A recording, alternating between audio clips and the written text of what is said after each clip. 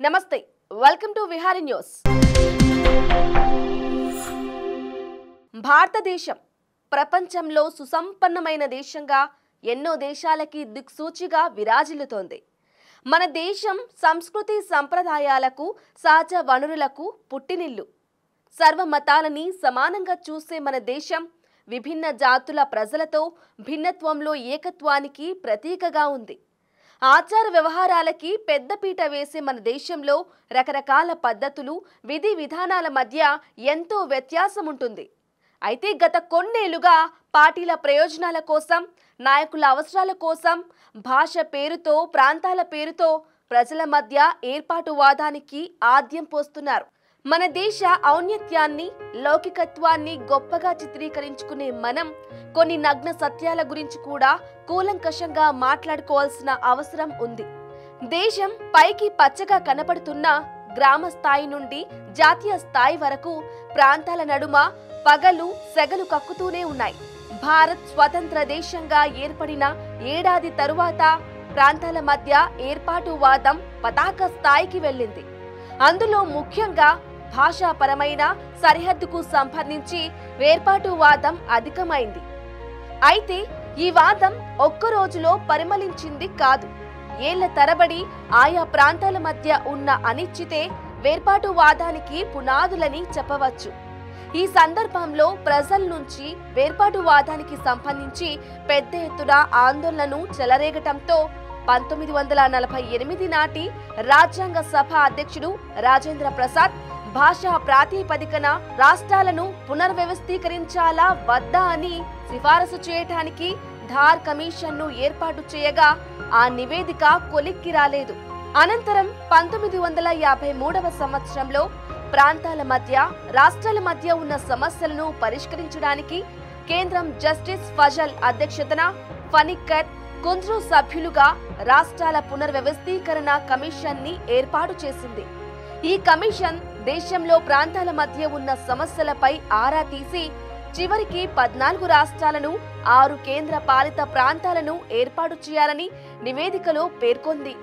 ఈ కమిషన్ సిఫార్సు మేరకు నవంబర్ 1, 1956న ఆంధ్ర రాష్ట్రం, తెలంగాణ ప్రాంతం కలయికతో ఆంధ్రప్రదేశ్ నూతన రాష్ట్రంగా అవతరించింది. 1956 నాటికి ఏ, బి, సి, డి రాష్ట్రాలుగా విభజించబడి ఉన్న మన దేశంలో రాష్ట్రాల పునర్వ్యవస్థీకరణ చట్టం ద్వారా కొత్త రాష్ట్రాలు, కేంద్రపాలిత ప్రాంతాలు ఏర్పడి భారత ముఖ చిత్రాన్ని మార్చివేశాయి. అయితే ఈ పరిణామం అనంతరం దేశంలో అనేక రాష్ట్రాల్లో వేర్పాటువాదం ఏర్పడి నూతన రాష్ట్రంగా ఏర్పాటు చేయాలని భావన ఏర్పడింది. అనంతరం 1972, 1987, 2000 సంవత్సరంలో మరికొన్ని రాష్ట్రాలు ఏర్పడ్డాయి.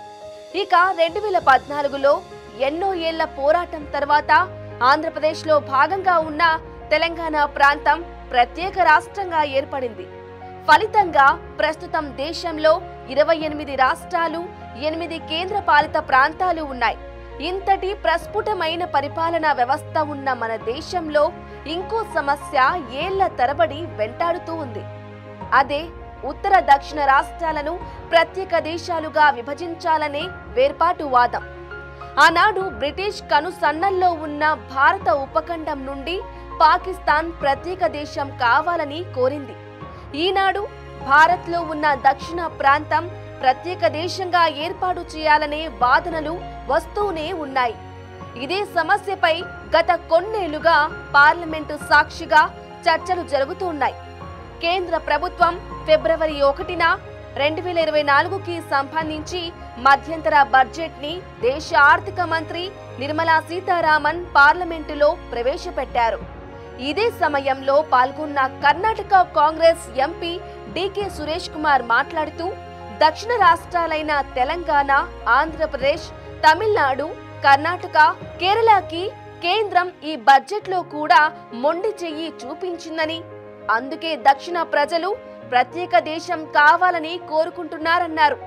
అయితే దక్షిణ రాష్ట్రాలను ప్రత్యేక దేశంగా ఏర్పాటు చేయాలనే అంశం సందర్భం వచ్చినప్పుడల్లా తెర ముందుకు వస్తూనే ఉంది.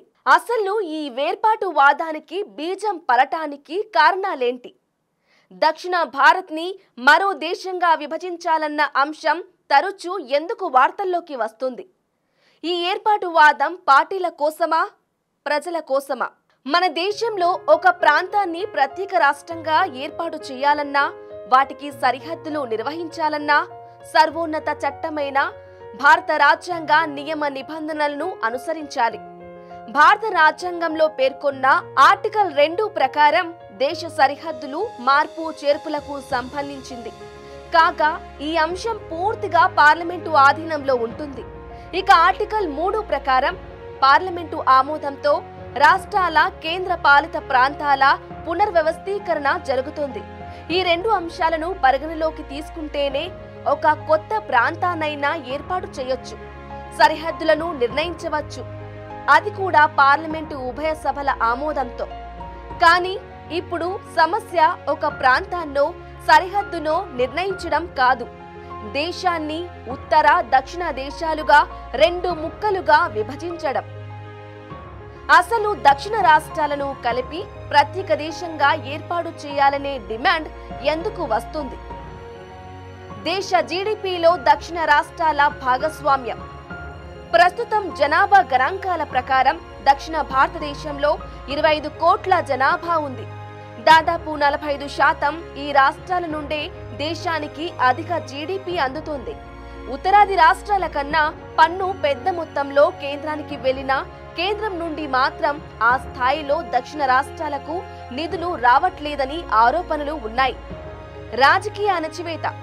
మన దేశంలో 1952 నుండి నేటి వరకు 17 సార్లు లోక్సభ ఎన్నికలు జరగగా 15 మంది ప్రధాన మంత్రులు పనిచేశారు. ఈ 15 మంది ప్రధాన మంత్రులలో 13 మంది ఉత్తర భారతదేశానికి చెందినవారు అవ్వగా కేవలం పివి నరసింహారావు, దేవేగౌడ్ మాత్రమే దక్షిణానికి చెందిన వారవ్వడం గమనార్హం. ఆటల్లో అణచివేత. మన దేశంలో ఆటలను ఆరాధిస్తారు. ముఖ్యంగా క్రికెట్ ని ప్రేమించే అశేష అభిమానులకైతే కొరతే లేదు. క్రికెట్ క్రీడకు ఇంతటి ఆదరణ లభిస్తున్న మన దేశంలో దక్షిణ రాష్ట్రాల నుండి దిగ్గజ క్రీడాకారుల సంఖ్య వేలతో లెక్క పెట్టొచ్చేమో. ఎన్నో అంతర్జాతీయ క్రీడా మైదానాలు కలిగిన దక్షిణ రాష్ట్రాల నుండి లక్ష్మణ్, అజారుద్దీన్, అనిల్ కుంబ్లే, ద్రావిడ్, అంబటి రాయుడు, సిరాజ్, అశ్విన్ మినహా మరే ఇతర క్రికెటర్ ని జాతీయ స్థాయిలో గుర్తించే పరిస్థితి లేదు. పట్టణాలతో పై స్థాయి, పద్దులలో కింది స్థాయి. స్వతంత్ర దేశంగా భారత్ ఏర్పడ్డ నాటి నుండి నేటి వరకు దేశాభివృద్ధిలో కీలకంగా ఉన్న హైదరాబాద్, చెన్నై, బెంగళూరు వంటి రాజధానుల బడ్జెట్ విషయంలో మాత్రం వాటి స్థాయికి తగ్గట్టుగా బడ్జెట్ కేటాయించట్లేదని కొంతమంది నాయకులు చెప్తున్న మాటలు. తీర ప్రాంతాలున్న తీరని అన్యాయం. తెలంగాణ, కర్ణాటక మినహా మిగతా 3 రాష్ట్రాలు తీర ప్రాంతాలతో ఆనుకుని ఉన్నాయి. సముద్ర రవాణా పుష్కలంగా ఉన్న ఈ రాష్ట్రాల్లో అనుకున్న స్థాయిలో వనరులు కల్పించలేదని వార్తలు కూడా వస్తున్నాయి. అన్నింట్లో ముందున్న అవకాశాలెందుకు తక్కువ? రాజకీయంగా, ఆర్థికంగా, సామాజికంగా, సాంకేతికంగా, విద్యాపరంగా దేశంలో ముందు వరుసలో ఉన్న ఈ దక్షిణ రాష్ట్రాలపైన కేంద్ర ప్రభుత్వం జాతీయ స్థాయిలో అవకాశాలు ఎందుకు కల్పించడం లేదు అన్న ప్రశ్న తలెత్తుతోంది. ప్రాంతీయ ప్రభుత్వాలే ప్రమాదకరమయ్యాయా? దాదాపు 40 ఏళ్ల నాటి నుండి ఈ రాష్ట్రాల్లో జాతీయ పార్టీలకు ధీటుగా ప్రాంతీయ పార్టీలు, ప్రభుత్వాలు ఏర్పాటు చేశాయి. ఎన్నికల సమయంలో అగ్ర నాయకత్వం అంతా వారి రాజకీయాన్ని రంగరించిన ప్రాంతీయ పార్టీలు నిలబడలేకపోతున్నాయి. బహుశా ఈ పరిణామాలే కేంద్ర తోడ్పాటుకు కారణమని చెప్తున్నారు రాజకీయ విశ్లేషకులు. భాషతో బాధలు. ప్రస్తుతం మన రాజ్యాంగం 22 భాషలను గురించి వివరిస్తుంది.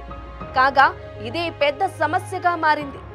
దేశంలో హిందీ తరువాత అధిక సంఖ్యలో తెలుగు, ఆ తరువాత తమిళ్, కన్నడ భాషలు మాట్లాడుతుంటారు. అయితే ఈ సమస్య ఇప్పటిది కాదు.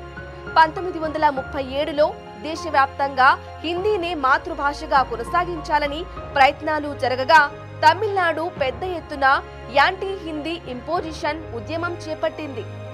దేశవ్యాప్తంగా ఒకే భాష ఉండాలని ప్రతిపాదన ఉన్న దక్షిణ రాష్ట్రాల్లో మాత్రం ఈ ప్రతిపాదనకు అంగీకరించే పరిస్థితి కనిపించడం లేదు. దక్షిణ రాష్ట్రాలు ప్రత్యేక దేశంగా ఏర్పడితే రాజకీయ పరిణామాలు. ప్రస్తుతం 1971 జనాభా లెక్కల ప్రకారం 543 లోక్సభ స్థానాలు ఉన్నాయి. 2026లో 2011 జనాభా లెక్కల ప్రకారం నియోజకవర్గాల పునర్విభజన జరుగుతుంది.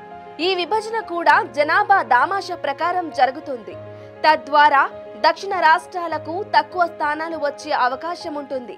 ఈ పరిస్థితి దేశ రాజకీయాల్లో దక్షిణ రాష్ట్రాల ప్రాతినిధ్యాన్ని క్రమంగా తగ్గించే అవకాశం ఉంది. ఈ పరిణామాలే దక్షిణ రాష్ట్రాలని కలిపి ప్రత్యేక దేశంగా ఏర్పాటు చేయాలనే వాదనలకు బలం చేకూర్చాయి. దశాబ్దాల నుండి వేర్పాటువాదం వార్తల్లోకి వస్తున్నా అది కేవలం ఆరోపణలకే పరిమితమైంది. సామాజికంగా, ఆర్థికంగా, సాంకేతికంగా ఎంతో పటిష్టంగా ఉన్న దక్షిణ రాష్ట్రాలపైన అధికారం ఉన్న ప్రభుత్వాలు దక్షతగా ఉండాల్సిన బాధ్యత ఎంతైనా ఉంది. For more updates keep watching Vihari news.